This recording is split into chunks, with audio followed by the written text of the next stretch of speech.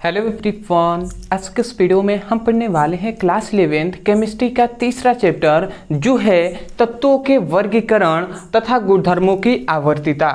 इस चैप्टर का ये अंतिम वीडियो है।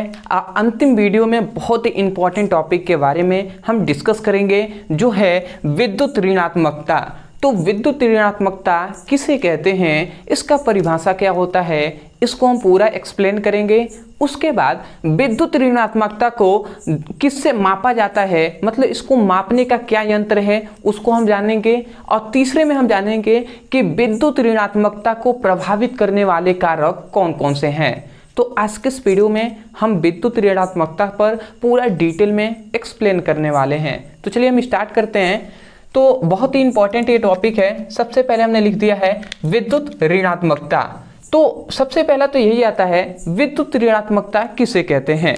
देखिए हमने परिभाषा लिखा हुआ है, हमने लिखा है किसी परमाणुओं द्वारा, ध्यान से समझेंगे, किसी परमाणुओं द्वारा सहसंयोजक बंध के इलेक्ट्रॉन युग्मों का, ठीक है, अपनी ओर आकर्षित करने की क्षमता ही विद्युत ऋणात्मकता कहलाता है। मतलब कोई भी परमाणु है तो किसी परमाणुओं द्वारा जो सहसंयोजक बंध होता है तो सहसंयोजक बंधों के इलेक्ट्रॉन युग्म को अपनी ओर आकर्षित करने की जो क्षमता होती है वही विद्युत ऋणात्मकता कहलाता है।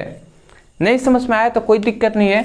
जैसे समझिए, थोड़ा सा मैं ऐसे ही आपको एग्जांपल न देकर थोड़ा सा यहाँ पे समझिए। सपोज डेट ये एक परमाणु है, ठीक है, कोई तत्व का ये परमाणु है, हमने X से दर्शा दे रहे हैं, ठीक है। ये दो क्या है, परमाणु है।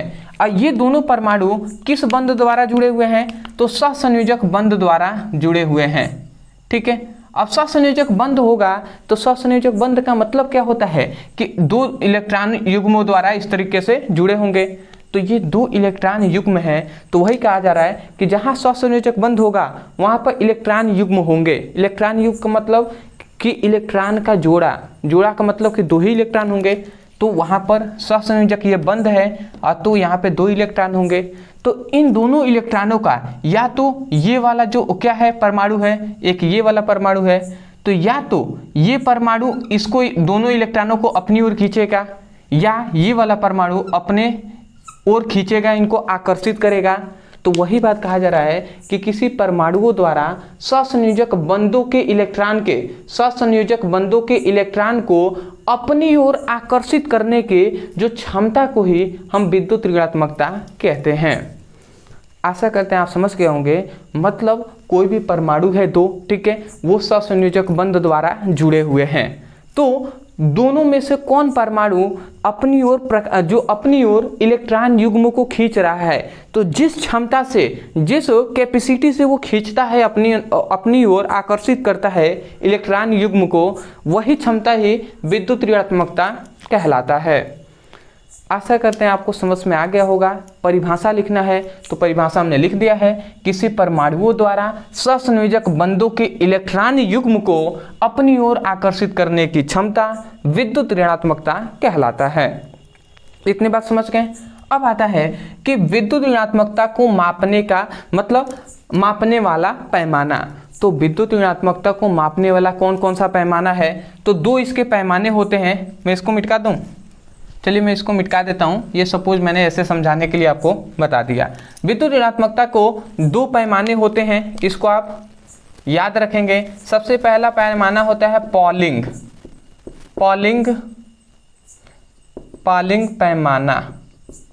ये एक पैमाना होता है पॉलिंग पैमाना। और दूसरा होता है जो है मूलिकन जैक पैमाना, ठीक है जी। ये आप समझ गए। पहला होता है पॉलिंग पैमाना, दूसरा होता है मूलिकन जैक पैमाना। ये दो पैमानों द्वारा क्या किया जाता है, मतलब विद्युत ऋणात्मकता को मापा जाता है, ठीक है। इतनी बात को याद रखेंगे, ये इंपॉर्टेंट है, खासकर इसको आपको याद रखना है। ऑब्जेक्टिव में भी आपसे पूछा जा सकता है। अंतिम हमारा टॉपिक आता है इस टॉपिक पर कि विद्युत ऋणात्मकता को प्रभावित करने वाले कारक कौन कौन से हैं। मतलब कौन से ऐसा चीज़ है जो इसको प्रभावित कर सकता है। प्रभावित का मतलब होता है कि इसको कम कर सकता है या अधिक कर सकता है, तो उसको हम समझते हैं। सबसे इसमें पहला आता है जो है परमाणु आकार, ठीक है। अब आप कहेंगे सर परमाणु आकार कैसे क्या करेगा, प्रभावित करेगा। तो EN का मतलब क्या है, इलेक्ट्रोनेगेटिविटी। इलेक्ट्रोनेगेटिविटी का मतलब होता है विद्युत ऋणात्मकता, ठीक है। तो देखिए EN का मतलब विद्युत ऋणात्मकता। तो जो विद्युत ऋणात्मकता होता है वो व्युत्क्रमानुपाती होता है परमाणु आकार के व्युत्क्रमानुपाती होता है।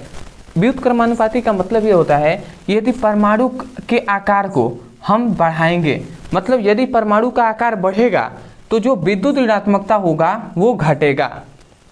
तो बताइए ये प्रभावित कर रहा है कि नहीं, परमाणु आकार जैसे बढ़ रहा है विद्युत ऋणात्मकता कम हो रहा है, तो ये प्रभावित तो कर रहा है। तो आशा करते हैं आप समझ गए होंगे कि ये पहला कारक हो गया। आप लिखना चाहें शॉर्ट में हमने लिख दिया है, आप लिखना चाहें तो लिखेंगे कि परमाणु आकार विद्युत ऋणात्मकता के व्युत्क्रमानुपाती होता है, ठीक है। इस प्रकार लिखेंगे परमाणु आकार विद्युत ऋणात्मकता के व्युत्क्रमानुपाती होता है। अर्थात अगर आप चाहें तो इसको एक्सप्लेन कर सकते हैं अर्थात कहने के बाद, अर्थात परमाणु आकार बढ़ने पर विद्युत ऋणात्मकता घट जाता है। समझ गए? इतना लिखने के बाद नीचे ये लिख सकते हैं आप, ठीक है। अदरवाइज मैं तो यहीं से सब कुछ बोल दिया हूँ। ये अगर समझे रहेंगे ना कि इसका मतलब क्या होता है तो अपने शब्दों में आप एक्सप्लेन कर सकते हैं, ठीक है। दूसरा आता है इलेक्ट्रॉनिक विन्यास। अब इलेक्ट्रॉनिक विन्यास है ये भी प्रभावित करता है, ठीक है। तो हमने लिखा है विद्युत ऋणात्मकता जो होता है वो समानुपाती होता है अस्थायी इलेक्ट्रॉनिक विन्यास के। मतलब जो जिसका इलेक्ट्रॉनिक विन्यास अस्थायी होता है, ठीक है, मतलब पूर्ण रूप से भरा हुआ होगा, तो उसके भी क्या होगा, समानुपाती होगा। मतलब यह है कि जो परमाणु का क्या होगा, अस्थायी इलेक्ट्रॉनिक विन्यास होगा, मतलब पूर्ण रूप से भरे हुए होंगे वो कक्षक, ठीक है, वैसे परमाणु का जो विद्युत ऋणात्मकता होता है वो अधिक होता है। समझ गए? इसका मतलब आप क्या लिखेंगे, विद्युत ऋणात्मकता अस्थायी इलेक्ट्रॉनिक विन्यास के समानुपाती होता है। अर्थात अस्थायी इलेक्ट्रॉनिक विन्यास के मान को बढ़ने पर, ठीक है, विद्युत ऋणात्मकता घटता है, ठीक है। ऐसे आप लिख सकते हैं। तीसरा आता है प्रभावी नाभिकीय आवेश, ठीक है। तो याद रखेंगे विद्युत ऋणात्मकता होता है वो समानुपाती होता है प्रभावी नाभिकीय आवेश का, ठीक है। थोड़ा सा अंधेरा आ रहा होगा, ठीक है, उतना साफ नहीं आ रहा होगा तो कोई दिक्कत नहीं है, थोड़ा सा मैनेज कर लीजिए। लाइट थोड़ा सा क्या है जो थोड़ा सा डाउन आया हुआ है, ठीक है। तो अदरवाइज आप समझ सकते हैं इतनी बातों को। देखिए समानुपाती का मतलब कि प्रभावी नाभिकीय आवेश बढ़ेगा, ठीक है, तो विद्युत ऋणात्मकता भी बढ़ेगा, ठीक है। तो आप लिख सकते हैं विद्युत ऋणात्मकता प्रभावी नाभिकीय आवेश के समानुपाती होता है। अर्थात प्रभावी नाभिकीय आवेश का मान बढ़ने पर विद्युत ऋणात्मकता भी बढ़ता है, ठीक है। चौथा आप लिख देंगे आक्सीकरण अवस्था। मतलब आक्सीकरण जो अवस्था होता है, तो आक्सीकरण अवस्था एक धनात्मक होता है, एक ऋणात्मक होता है, ठीक है। तो याद रखेंगे जो विद्युत ऋणात्मकता होता है वो समानुपाती होता है धनात्मक आक्सीकरण अवस्था के। ऋणात्मक आक्सीकरण अवस्था का क्या होगा, समानुपाती नहीं होता है, केवल धनात्मक आक्सीकरण अवस्था के समानुपाती होता है, ठीक है। तो जिस परमाणु का मतलब जहां पर भी जिस यौगिक में धनात्मक आक्सीकरण अवस्था होगा तो वहां पर विद्युत ऋणात्मकता भी उसका क्या होगा, अधिक होगा, ठीक है।